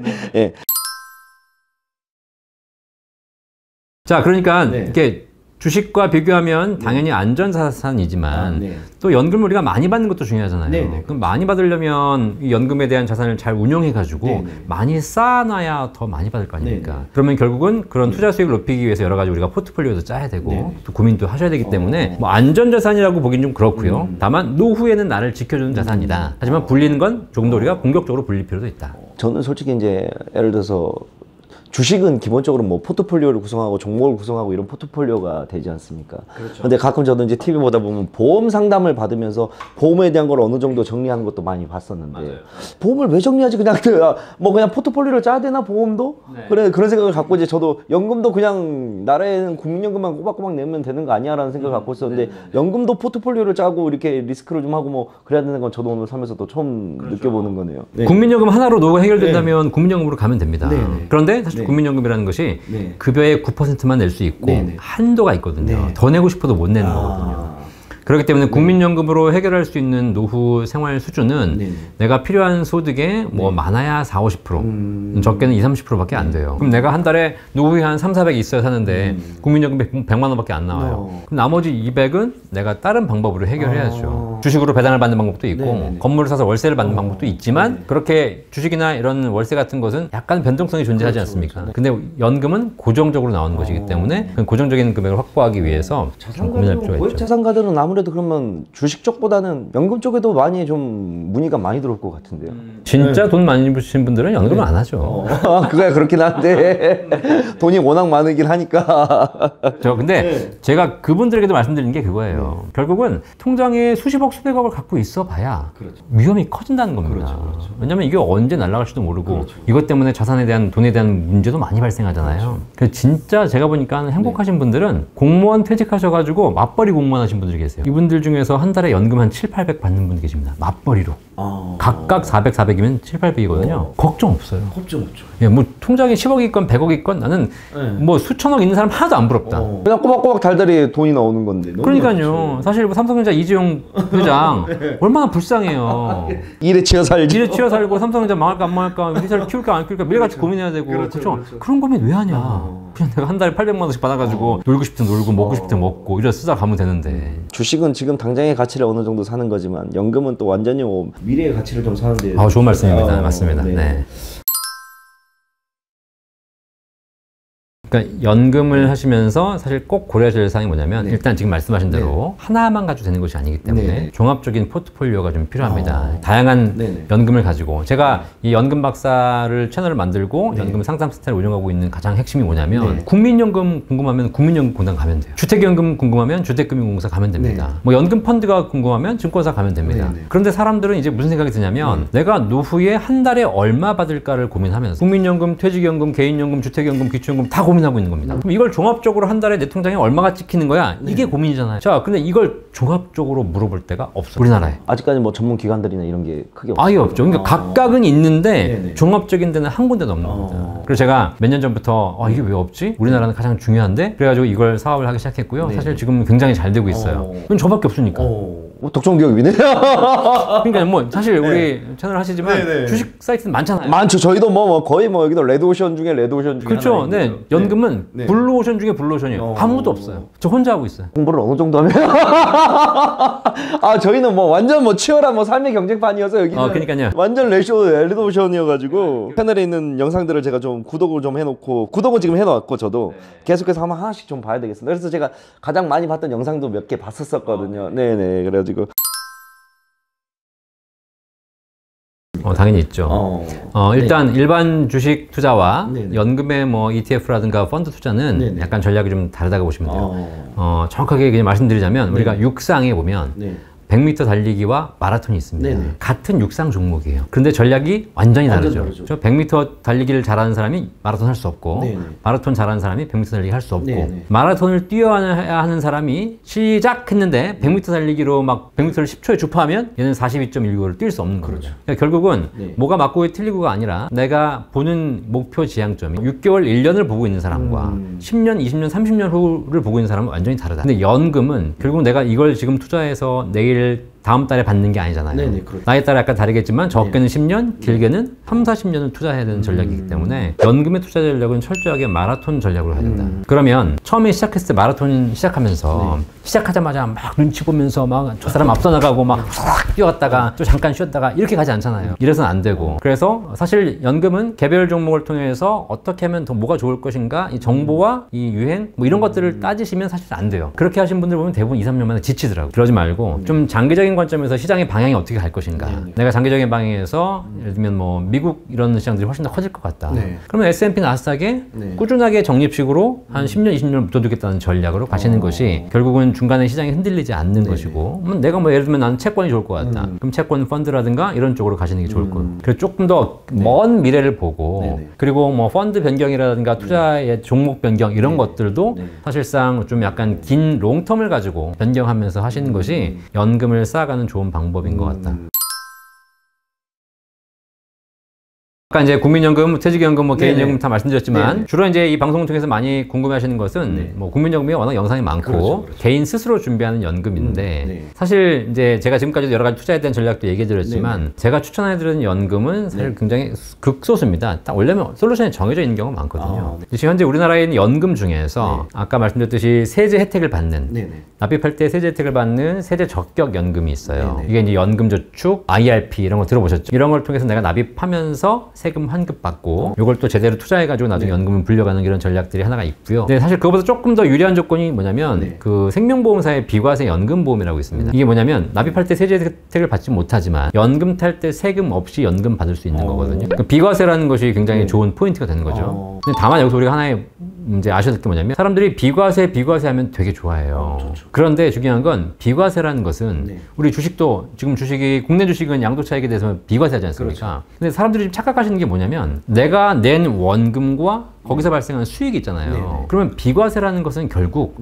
수익에 대해서 비과세를 해주는 거잖아요. 근데 사람들은 원금도 비과세 준다고 생각해요. 결국은 수익에 대해서 비과세를 해주는 거기 때문에 수익이 많이 날수록 좋은 거잖아요. 근데 어떤 사람들은 손실을 받는데도 불구하고 비과세라고 좋아하시는 분들이 계세요. 이 용어에 대한 부분을 정확하게 좀 알고 계셔야 될 것 같네요. 우리. 그래서 이 비과세 연금들을 보시면 수익이 좀 많이 나는 연금들이 최근에 나온 게 있습니다. 그래서 최근에 뭐 연금보험 같은 경우에는 5%, 6%까지 수익을 드리는 연금도 나오고 있거든요. 이런 연금들을 우리가 찾아볼 필요가 있을 것 같고 다만 한 가지 유의하실 건 뭐냐면 이렇게 수익이 좋은 연금들이 세상에 공짜는 없다. 반드시 조건이 있는데 반드시 연금으로만 수령해야 된다는 조건이 있어요. 그러니까 중간에 내가 필요하다고 빼거나 해지하게 되면 오히려 더 큰 페널티가 발생하고 내가 반드시 연금으로만 받을 조건이라면 높은 수익의 연금이 있으니까 이런 것들을 한번 찾아보시면 수익도 높고 세금도 없는 연금을 가입하실 수가 있는 거죠. 그런 것들을 찾아보려면 그런데 국내에서는 찾아볼 데가 크게 없으니 우리 박사님의 채널에 들어가서 영상을 많이 보면 알게 될 것이다. 연금 박사 구독과 좋아요 부탁드리겠습니다. 시청자분들도 좀 많이 넘어가서 영상을 좀 봐주시길 바랍니다. 개인 스스로 준비한 연금 중에서 우리가 이제 일반적으로 그 연금 저축, IRP 이런 게 이제 보통 연금 계좌라고 통칭하거든요. 국가에서 납입할 때 세금 혜택을 받을 수 있는 그런 상품을 만들어 가지고 연금을 준비하도록 제도를 만들고 있어요. 그게 이제 연금저축 펀드 이런 건데 그 연금저축 상품이나 IRP 상품이 은행에서 가입할 수도 있고 증권사에서 가입할 수도 있고 보험사에서 가입할 수도 있습니다. 은행에서 가입하는 건 연금 신탁, 그다음에 뭐 증권사는 연금 펀드, 보험사는 연금 저축 보험 이렇게 이제 구분이 되죠. 근데 셋 다 어디서 가입하시든 세액공제 혜택은 다 받을 수 있습니다. 연간 지금 납입액 IRP까지 합쳐서 900만 원 한도 내에서 납입한 금액에 세금을 일정한 세금을 돌려받을 수 있는 거니까. 자, 근데 이 중에서도 요즘 가장 많이 하고 계시는 게 이제 어쨌든 연금 펀드를 많이 하고 계시죠. IRP 가입하신 분들도 증권사에 가입해서 펀드나 ETF 투자를 많이 하고 계세요. 네. 그래서 네. 여러분들이 이제 연금을 준비하실 때 네. 다들 고민하시는 게 연금을 내가 가입해서 세제 혜택 받는 거 중요하고 그리고 이걸 많이 불려서 나중에 연금을 많이 받아야 되겠다고 했을 경우에 은행에서도 가입할 수 있고 증권 보험사 가능하지만 저는 어쨌든 증권사 상품을 계속 추천드리고 있어요. 이게 왜냐면 증권사 상품이라고 하게 되면 다 뭐 투자한다 그래서 이거 하다가 손실 보는 거 아니야? 우려하시는 분들이 계시는데 그렇죠. 이게 그렇지 않고요. 은행, 증권, 보험 대부분 다 그냥 마트라고 생각하시면 돼요. 홈플러스, 이마트, 롯데마트 다른 데가 아니잖아요. 신라면을 어디 가서 사 먹으면 제일 맛있어요? 홈플러스, 이마트, 롯데마트. 어디가 다 똑같죠. 똑같죠. 그러니까 아무 차이가 없다고 보시면 돼요. 다만 갔을 때 신라면하고 진라면만 놓고 파는 데가 있고 그렇죠. 뭐 참깨라면, 삼양라면, 뭐 오징어 짬뽕 다 있는 데 있지 않습니까? 가장 다양한 상품을 보유하고 있는 곳이 증권사예요. 설명을 너무 비유를 우리 대표님께서 잘해주시니까 이해가 쏙쏙 됩니다. 이런 거 설명하기 힘들었어요. 얼마나 많이 고민하면서 개발했겠어요, 사실. 그렇죠. 비유를 너무 잘해주셔가지고. 그래서 또 이제 보험사 같은 경우에는 고정적인 금액을 꾸준하게 납부하셔야 되는 그런 어떤 약간 강제성이 있는데 증권사는 내가 납부도 자유롭게 할 수 있어요. 뭐 연간 900을 해야 된다. 그러면 1월 1일 날 900을 해도 되고 12월 31일 날 900을 해도 되고 900이 아니라 내가 500만 원만 해도 되고 100만 원만 해도 되고 뭐 20만 원씩 나눠서 해도 되고 한 번에 300만 원씩 해도 되고 아무 상관이 없기 때문에 내가 여유가 있을 때 돈을 납입을 해가지고 연간 금액만 채워서 세금 혜택 받고 그걸 투자해서 연금을 준비하시면 되는 것이고요. 그리고 증권사에 가게 되면 다양한 포트폴리오가 존재하죠. 나는 예를 들면 공격적인 게 싫다. 그럼 IRP에 가면은 예적금 상품도 있습니다. 그냥 뭐 신한은행 정기예금, 국민은행 정기예금 이런 게 있어요. 그런 걸 하셔가지고 안정적인 금리형으로 운영하셔도 되고 그럼 내가 좀 투자를 좀 해봐야 되겠다. 그러면 뭐 미국 펀드라든가 뭐 중국 펀드, 한국 펀드 뭐 여러 가지 펀드들이 존재하니까 하셔도 되고 잘 모르겠다. 그러면 특히 연금에서 가장 많이 하시는 건 TDF. TDF라고 해가지고 타겟 데이트 펀드라는 것이 연금 전용 펀드가 있습니다. 이게 뭐냐면 TDF는 TDF 뒤에 숫자가 붙어 있어요. 2020, 2030, 2040, 2050, 2060 뭐 이렇게 붙어 있습니다. 이게 뭐냐면 타겟 데이트, 연도예요. 내가 은퇴하는 시점을 기준으로 한 거죠. 그러니까 2030이면 2030년에 은퇴하는 사람. 얼마 안 남은 거죠. 2060이면 2060년에 은퇴하는 거니까 30년 남게 남은 거잖아요. 그럼 우리가 투자하신 분 다 아시겠지만 기간이 얼마 남지 않은 사람과 오래 남은 사람하고 투자 포트폴리오가 약간 다르죠. 그렇죠. 아무래도 더 공격적인 사람은 좀 오래 남은 사람들은 공격적으로 운영할 수 있겠죠. 그러니까 TDF를 딱 보시면 기간이 얼마 안 남은 짧은 것들은 안정 채권 비중이 높아요. 반대로 기간이 멀면 멀수록 주식 비중이 높아집니다. 내가 그러면 이제 선택할 수 있는 겁니다. 나는 지금 보니까 좀 투자 비중을 높이고 싶다. 그러면 숫자가 큰 걸 선택하시면 되고 나는 안전하게 하고 싶다. 그러면 2030 혹은 2020도 있어요. 이미 지났잖아요. 이런 데들은 훨씬 더 안전하게 운영하고 있으니까 이렇게 포트폴리오를 짜시면 연금 관련해서 조금 더 펀드를 쉽게 운영할 수 있으실 거고 나는 좀 약간 투자 전문가다. 많이 해봤다. 그러신 분들은 연금 저축, 연금 펀드 내에서도 ETF를 할 수 있습니다. 개별 주식은 살 수 없습니다. 그렇죠. 그건 연금을 하는데 너무 리스크하기 때문에 국가에서 막아놨고요. ETF를 살 수 있는데 ETF가 어차피 뭐 개별 주식처럼 거래할 수 있는 거니까 그럼 뭐 거기서 전기차 ETF 뭐 여러 가지 나스닥 S&P 뭐 하셔가지고 트레이딩 하시면 되겠습니다. 다만 저는 이제 이런 걸 아주 강추드리진 않죠. 왜냐면 그런 건 자주 했다가 금방 또 피곤하니까. 그래서 제가 보기에는 그렇게 해서 만약에 투자에 대한 약간 생각이 있으신 분들은 증권사에서 연금 펀드나 IRP를 가입하셔서 거기 있는 상품들로 내 스스로 포트폴리오를 짜가지고 운영하셔서 조금 높은 수익을 달성하신다면 나중에 연금 탈 때 좀 더 많은 금액 받으시겠죠. 포트폴리오를 짜는 게 되게 중요하겠네요. 그렇죠. 네, 맞습니다. 이게 삼성전자가 이제 9만전자 갔다가 96층 갔다가 지금 떨어져서 다시 올라온 거기 때문에 사실 이렇게 하루하루를 보고 있으면 투자하시는 거 아시겠지만 막 일희일비 하잖아요. 답이 없죠. 뭐 삼성전자는 뭐 하루 이틀을 우리가 갖고 있으려고 사는 주식도 아니고. 근데 제가 삼성전자를 추천했던 때는 사실 저는 10년 전부터 2010년 중반 그때 삼성전자 주가가 무슨 80만 원, 100만 원 이때부터 계속 추천했어요. 사실 왜냐면 저는 주식 전문가 아니니까 잘 모르잖아요. 그래서 항상 하는 얘기 그거예요. 그냥 지나간 얘기로 살 거면 1등 사라 그냥 신경 쓰지 말고. 그래서 배당도 꼬박꼬박 잘 나오고. 그러니까요. 그때 그 당시에는 배당도 사실 크게 관심 없었어요. 뭐 배당을 많이 하지도 않았고. 그래가지고 그냥 꾸준하게 그냥 사라라고 얘기했는데 이제 그런 평소에 얘기하던 것들을 이제 유튜브에 올렸더니 유튜브에서 좀 관심 있게 봐주신 게 2019년 그때 삼성전자 주가가 4만 원, 이제 보통 주가 4, 5만 원, 우선주는 좀 더 싸게 이렇게 했을 때 이제 많이 분들이 관심 가져주셔가지고 제가 그때 막 관심이 올라가길래 사실 이게 좋은 것만은 아니잖아요. 그렇죠. 주가 어떻게 될지 모르는데. 그렇죠. 그래서 장기 투자하시라고 계속 제가 말씀드렸거든요. 자, 결과적으로 봤을 때 그 당시에 제가 추천했을 때가 4, 5만 원. 지금이 7만 원이에요. 근데 4년이에요. 4년 동안 주가가 5만 원이 7만 원 됐으면 2만 원 오른 거니까 40% 가까이 오른 겁니다. 자, 그러면 5년 동안 40%의 수익이 올랐다고 하게 되면 이거는 굉장히 성공적인 투자죠. 성공된 케이스죠. 그죠? 그렇죠. 다만 이제 그 과정에서 굉장히 업앤다운이 있었기 때문에 우리가 그 과정을 다 보고 있으면 마음이 아프신 분들도 계시는 거죠. 근데 나는 삼성전자가 뭐 우리나라 국민 주식이어서 대부분의 개인 투자자들이 삼성전자를 다들 갖고 계시거든요. 근데 일이 일비할 필요가 없어요. 삼성전자는 뭐 어차피 하루 이틀 갖고 있을 종목이 아니기 때문에 여유 되는 데까지 계속 들고 있으면 가격이야 회복 나오는 거고 경기 사이클이야 계속 도는 거니까 또 언젠가 다시 이제 정고점이 98,000원인데 넘는 또 오지 않겠습니까? 당연히 오겠죠. 네. 근데 이제 그때까지 기다려야 되는데 그렇죠. 그게 쉽지 않고 계속 일일비하다 보니까 주식을 포기하신 분도 많이 계시고 이것만 안 하시면 된다. 제가 상담할 때요. 제가 연금 전문가지 않습니까? 그래서 연금에 대한 아까 기초연금, 국민연금, 퇴직연금 다 쭉 설명해드려요. 그리고 마지막에 하나 붙는 게 있어요. 그러니까 아까 제가 말씀드렸듯이 연금은 굉장히 중요한 거잖아요. 근데 연금도 중요하지만 내가 모든 걸 연금으로 받아 살 건 아니지 않습니까? 연금은 밥, 주식은 반찬. 근데 밥만 먹고 살 건 아니잖아요. 반찬이 있어야지 사실. 그래서 나중에 노후 계획을 세울 때 연금이 준비되어 있으시다면 추가적인 포트폴리오로 예를 들면 부동산 월세 받는 거 우리 많이 해왔던 거잖아요. 지금 그렇게 노후를 보내신 분도 굉장히 많이 계시고 자, 그런데 부동산이라는 자산의 특징을 보시면 아시겠지만 이게 지난 30년간 꾸준하게 상승해 왔던 건 사실이에요. 근데 앞으로도 올라갈까? 이건 되게 제가 보기엔 쉽지 않을 것 같고 경제가 성장기에는 모든 자산, 뭐 서울에 있는 부동산이나 지방에 있는 부동산이나 뭐 상가나 뭐나 다 올라왔지 않습니까? 근데 지금 여러분 느끼시겠지만 이제 약간 부동산도 자산이 차별화되는 걸 볼 수 있어요. 강남에 있냐 외곽이냐 다르고요. 아파트냐 빌라냐에 따라 다르고요. 상가도 역세권이냐 아니냐 다르지 않습니까? 결국은 이제는 모든 게 다 성공하는 건 아니라는 거예요. 그러면 우리가 이제 부동산에 대한 투자도 신중해야 되는 것이고 내가 월세 받으려고 투자했다가 이게 무슨 뭐 상가 계속 뭐 AS 해줘야지 공실이 안 생긴다는 보장도 없고 전화 와가지고 화장실에 맥혔어요. 그러면 어떻게 돼? 돈 또 추가적으로 나가야 되는 돈이 나가면 아깝잖아요. 그러니까 특히 내가 노후자금도 없는데 그 상가 뭐 큰 것도 아니고 그 월세 한 1, 200만 원 받아 사는데 그럼 어떻게 되냐면 나이 70 먹은 할머니가 화장실 청소하러 가야 돼요. 생각해보세요. 내가 나이 70에 젊은 애들 똥 싸놓은 거하고 오바이트 한 거 치우러 가서 한번 보십시오. 그거를 몇 번만 하고 나면 내가 이 나이에 뭐 하는 짓인가 생각이 들어요. 자, 그렇다면 부동산이라는 것이 또 가격이 비싸기 때문에 한 번 살려면 수십억이 필요해요. 자, 그러다 보니까 투자가 쉽지 않거든요. 그런데 저는 그겁니다. 만약에 내가 강남에 부동산 살 돈이 없잖아요.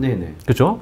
수십억 있어야 되는 거니까. 그런데 우리나라의 최고의 회사인 삼성전자는 내가 5만 원만 있으면 살 수 있다는 거예요. 7만 원만 있으면. 자, 그러면 노후에 그런 우량한 회사에 투자를 해서 매매 차익을 기대할 수 있겠지만 반대로 배당도 있잖아요. 그럼 배당을 연금처럼 받는 것, 배당을 월세처럼 받는 것 이것도 또 하나의 투자다. 그래서 한번 해봐라 라고 얘기해드리는 거고 저는 이런 우량한 기업들 좋은 게 뭐냐면 어떤 분들이 노후자금 가지고 내가 사업을 한다는 거야. 그럼 내가 한 1억, 2억 있는데 이거 가지고 커피숍을 할지 뭘 사업을 할지 고민해요. 자, 그럼 그분들에게 말씀드려요. 아니 사장님께서 평생 해보지도 않은 일을 이제 와가지고 돈 1, 2억 들어가지고 본인의 그 정말 얼마 안 되는 경험과 노하우 얼마 안 되는 돈으로 하시는 게 돈을 잘 벌겠습니까?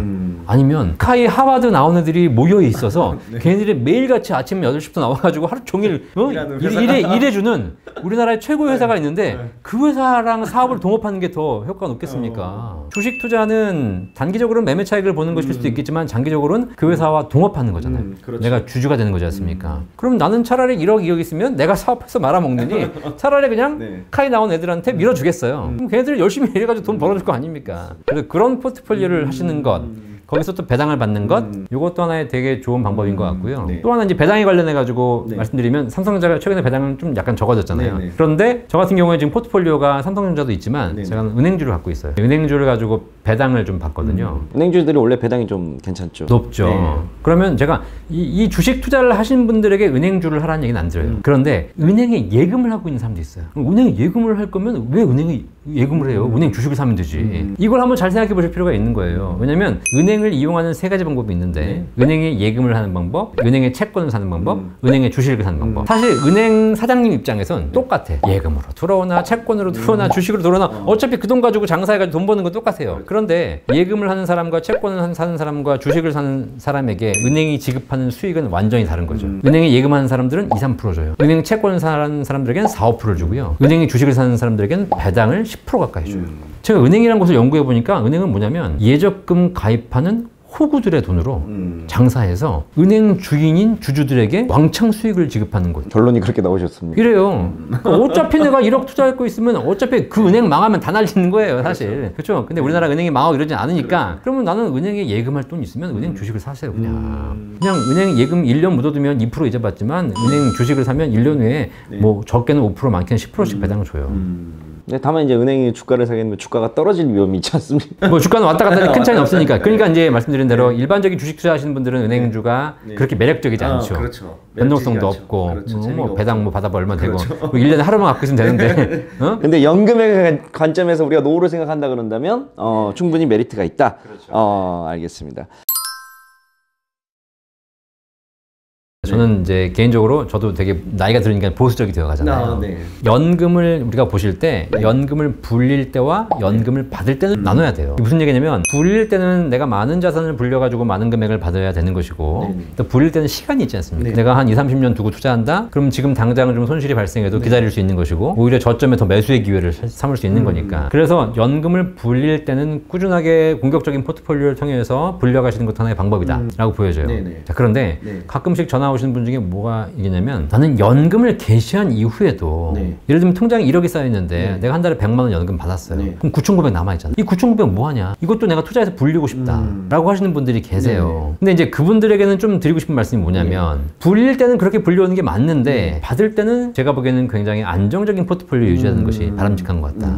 왜냐면 나는 한 달에 100만 원씩 받기로 했어. 근데 100만 원씩 받아가지고 1년에 1,200만 원 뺐습니다. 나머지 한 8, 9천이 남아있잖아요. 이게 잘해서 걔를 불리면 내년에 더 많은 연금 받을 수 있겠죠. 이론적으로 보면 어떤 일이 벌어지냐면 내가 5%씩 뺐잖아요. 근데 5%씩 수익이 나요. 1억에서 500 뺐쓰고 500이 다시 수익이 나면 다시 또 그대로 1억이 있는 거야. 그럼 또 내년에 또 500 뺐쓰고 또 5% 수익이 나. 그럼 또 500 뺐쓰고 그러면 평생 내가 5%씩 뺐쓰는데 연금은 고정적으로 남아있는 거죠. 이론적인 건 가능해요. 그런데 만약에 내가 한 해 투자를 잘못해가지고 한 10%, 20% 손실이 났다. 그럼 어떻게든 나는 내년에 받을 수 있는 연금이 줄어들어요. 그리고 그걸 회복하려면 우리가 다 아시다시피 떨어지는 건 20%지만 회복하려면 3, 40%잖아요.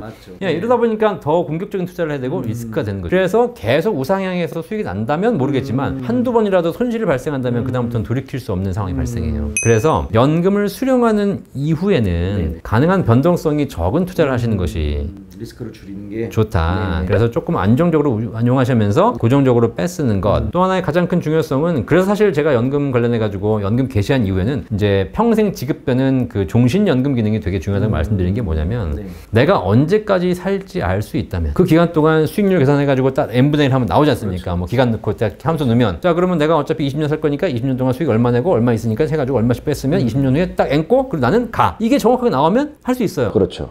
근데 중요한 건 내가 언제까지 살지 모르잖아. 아무도 모르죠. 다 썼는데 살아있어. 그럼 어떻게 이제? 난감하죠. 그래서 연금을 개시한 이후에는 어쨌든 고정적인 금액을 평생 받을 수 있는 이 종신연금 기능을 반드시 좀 생각해 보실 필요가 있을 것 같아요. 다른 거 없어. 똑같죠. 다만 이제 기본적으로 이걸 ETF 사는 건 똑같고 ETF를 연금 계좌에서 사느냐 주식 계좌에서 사느냐 이 차이기 때문에 똑같은 거죠. 다만 이제 거기서 발생하는 세제 혜택은 다르죠. 국내 ETF는 지금 현재 매매 차익에 세금이 없으니까 뭐 세금 없는 거지만 해외 ETF 이런 것들은 배당소득세나 뭐 양도소득세를 내야 되는 거잖아요. 그죠? 근데 연금 계좌에서 ETF를 사는 것의 장점은 그래서 그걸 많이 하시는데 저율과세가 돼요. 똑같이 내가 ETF를 통해서 1,000만 원의 수익이 냈는데 밖에서 냈을 경우에는 15.4% 세금을 내야 되는데 연금 계좌에서 사면 내가 팔아서 수익이 나도 당장 세금을 내지 않습니다. 그 수익이 그대로 있는 거죠. 그러다 보니까 수익도 재투자할 수 있는 이연 효과가 있는 거잖아요. 그렇게 해가지고 계속 투자를 해요. 그래가지고 나중에 연금을 탈 때가 되면 그 수익에 대해서 연금 수령하는 나이에 따라서 5.5에서 3.3%를 과세해요. 늦게 받으면 3.3이고 일찍 받아도 5.5. 그럼 5.5% 세율 낸다 그러면 내가 뭐 15%를 내야 될 거를 5.5%만 내면 훨씬 더 세율을 적게 낼 수 있는 게 되는 것이고 그 세금을 늦게 냈기 때문에 그 그 세금을 투자해서 더 큰 수익을 낼 수 있기 때문에 그런 장점이 있어요. 다만 그냥 세상에 공짜가 없잖아요. 그렇죠. 그러기 위해서 반드시 55세 이후에 10년 이상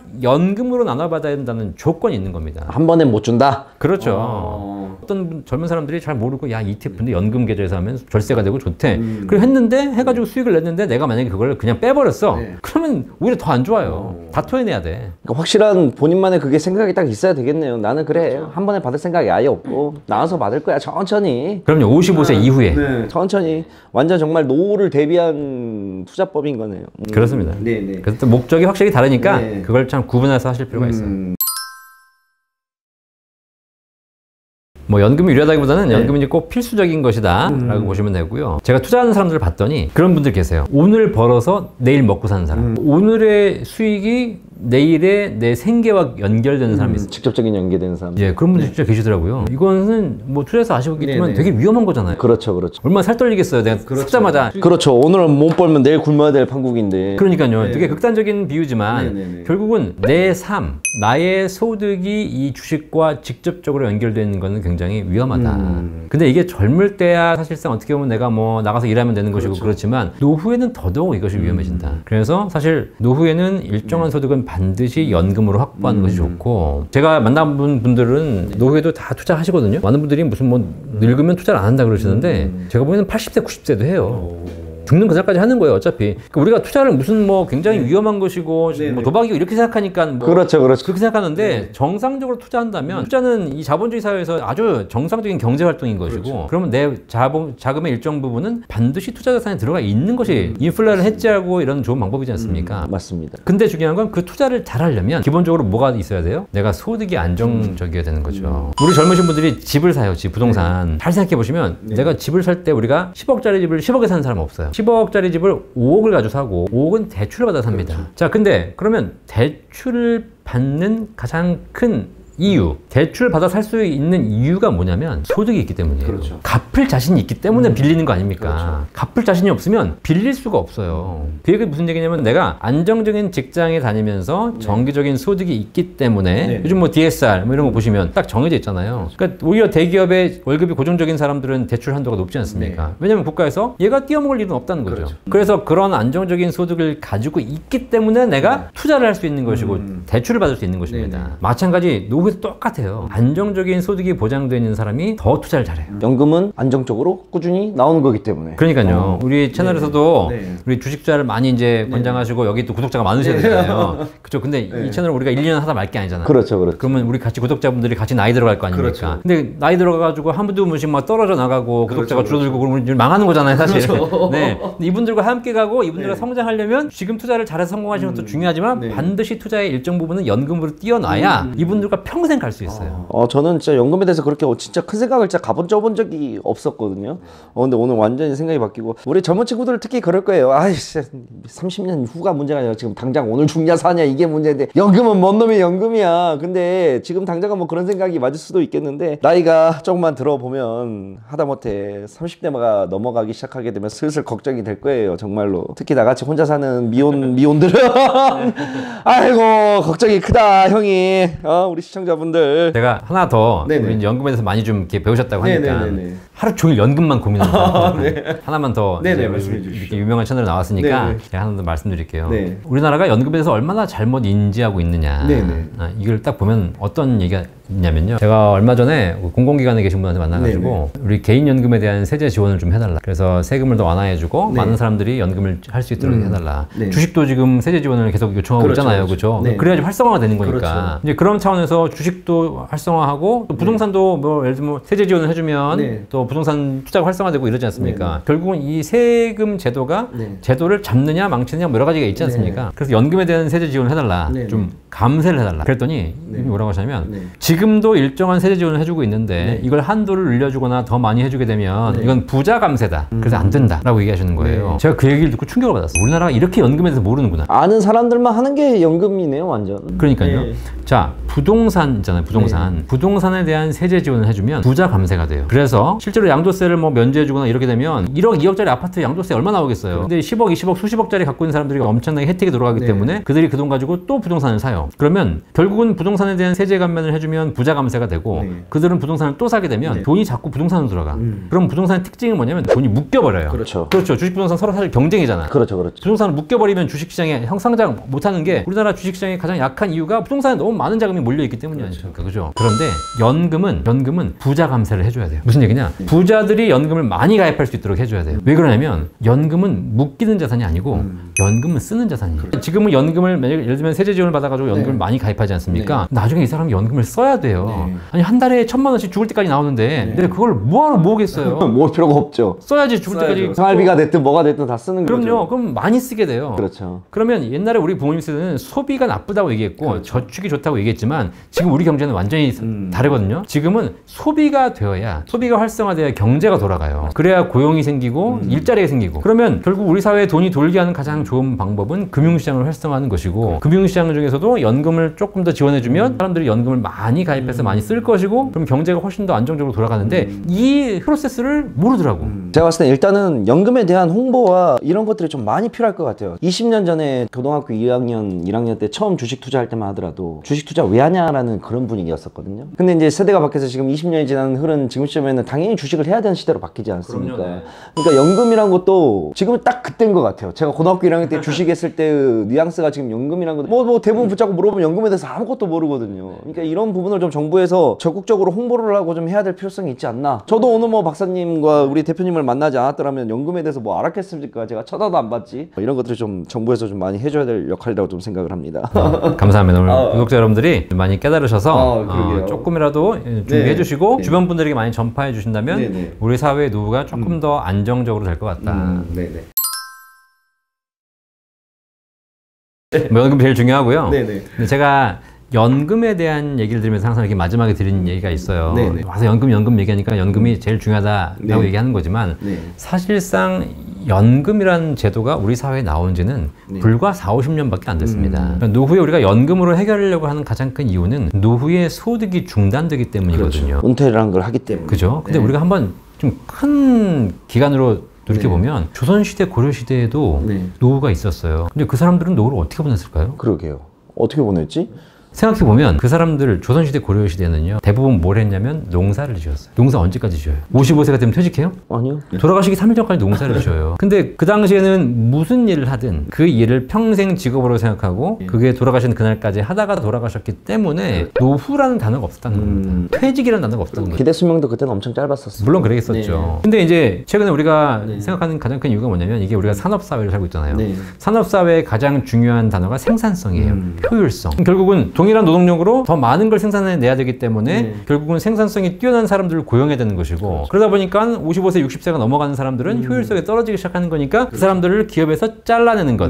이게 좋은 말로 퇴직이죠. 너네들은 생산성이 떨어지니까 나가라는 거거든요. 근데 중요한 건 내가 그 회사에서의 생산성은 떨어지지만 나는 아직 할 수 있는 일이 있고 그다음에 능력이 있잖아요. 그리고 60세라고 해가지고 지금 늙은 나이가 아니지 않습니까? 그래서 사실 연금 얘기도 중요하지만 가장 기본적으로 이 사회의 역사를 통틀어 봤을 때 우리 사회의 기본적인 노후의 준비 수단은 사실 연금이 아니라 할 일을 준비하는 거예요. 평생 할 일을. 그래서 내가 지금은 이 회사에서 일을 하지만 나중에 노후에는 어떤 일을 하고 살 것인가에 대한 고민을 하는 것, 평생 할 일과 평생 소득을 준비하는 것이 내 노후의 가장 핵심인데 우리는 이걸 지금 하고 있지 않은 게 가장 큰 문제고 평생 일하세요 죽을 때까지. 그럼 다들 뭐라 그러냐면 이렇게 얘기해요. 아, 지금도 지겨워 죽겠는데 이걸 또 일하라고? 근데 그 가장 잘못된 개념이 뭐냐면 지금 우리 구독자분들 다 아시겠지만 일반 직장 다니시는 분들은 사실 우리가 정확하게 알고 있을 게 있어요. 내가 직장을 다닌다는 얘기는 남의 집 일을 하고 있다는 얘기예요. 그렇죠. 사장님이 시키는, 우리 사장님이 시키는 일을 하고 있는 거잖아 지금. 그죠? 사장님이 시키는 일을 하는 사람들을 우리가 조선시대 뭐라고 불렀는지 아세요? 노비라고. 우리가 종업원이라고 해요. 종업원. 딸을 쫑 노예 종자입니다. 말이 좋아서 삼성전자 직원이 뭐예요? 삼성전자는 이재용 대감댁 노비예요. 그렇죠. 여기 삼성 배지죠. 삼성 배지. 이게 뭐야? 인증이죠. 이재용 대감댁 노비임을 나타내는 표식이에요. 그죠? 친구들끼리 만나가지고 서로 막 얘기해. 야, 너는 어느 대감댁 노비니? 나는 2대감댁에 된. 나는 9대감댁이다? 나는 최대감댁인데. 뭐 서로 이렇게 자랑하고 있어. 웃긴 거지, 사실. 그렇죠. 설령 그렇게 살더라도 내가 노비로 살더라도 노비인 줄 알고 살아야 되잖아. 노비가 노비인 줄도 모르고 사는 이런 세상. 더 웃긴 게 뭔지 아세요? 전국에 있는 부모가 우리 자식이 열심히 공부하고 좋은 대학 나와가지고 2대감댁의 노비가 되길 바라는 세상. 그렇죠. 이게 현재 대한민국의 현실이에요. 그렇죠, 그렇죠. 대기업 노비가 되려고 하는 세상. 그러니까요. 그렇게 살 수밖에 없어. 저도 제 자식이 삼성에다 들어가서 좋겠어. 근데 중요한 건 이 상황이 어떻게 되는지를 알고 있어라. 좋아. 그러면 내가 내 인생의 20, 30년을 2대감댁의 노비로 살았어. 근데 평생 그 집 노비를 살 수 없잖아. 그렇죠. 그러면 내가 60세 이후에는 진짜 내가 하고 싶은 일을 해야죠. 내가 진짜 하고 싶은 일이 뭐였지? 생각해보는 거야. 나는 진짜 요리를 잘하는데 그럼 내가 남들 위해서 맛있는 음식을 해주는 거 해볼까? 그렇게 해서 내가 평생 할 일을 준비하는 것을 우리 사회가 해내야 노후에 이렇게 노인 빈곤율이 높아지지 않고 그죠? 사실 그리고 그런 거 하다 보면 소득도 생기는 거고 설령 소득이 안 생겨도 내가 할 일이 생기면 되게 보람이 있잖아요. 그렇죠. 그런 부분을 해결하는 방법은 우리 사회가 평생 할 일을 준비하는 것 그것과 연금을 같이 준비하는 것이 가장 현명한 방법이다. 우리 제 채널은 이제 젊은 친구들도 10대, 20대 애들도 많은데 10대, 20대 애들아 잘 들어. 늙어. 언젠가 시간을 흘러서 남의 일이 아니야. 남의 일이라 생각하지 말고 주식 투자도 좋은데 진짜 방금 대표님 말씀처럼 해야 될 건 해야 돼. 미래도 생각을 하고 해야 되니까 젊은 거 금방이다. 형 2002 월드컵 때 20살이었다. 벌써 20년 흘렀다. 난 엊그제까 2002 월드컵 4강 들어가는 기분인데 내 나이가 벌써 40이야. 금방 가. 아유 참. 이제 슬슬 이제 마지막 시간을 정리를 하려고 하는데 오늘을 정리를 하려고 하는데 대표님께서 마지막으로 우리 시청자분들이 하고 싶은 말 있으시면 어떤 말이라도 좋습니다. 젊은 분들이 많다니까. 네네네. 네. 저희 센터에 5, 60대 분들이 상담하러 많이 오세요. 20, 30대는 아무도 안 와요. 아 그렇죠. 대부분 연금이라면 예. 그렇죠. 뭐 아직 관심 없고 그런 거죠. 그런데 20, 30대가 오는 경우가 있어요. 어떤 경우냐면 엄마가 머리 끄집어 잡고 와요. 연금 가입시키는 거예요. 되게 깨어있으신 부모님이신 것 같은데. 근데 그거죠. 왜냐면 엄마가 노후가 돼 보니 연금이 중요하다는 걸 아는데 얘는 앉아가지고 연금 준비 안 하고 딴 거 하고 있는 거야.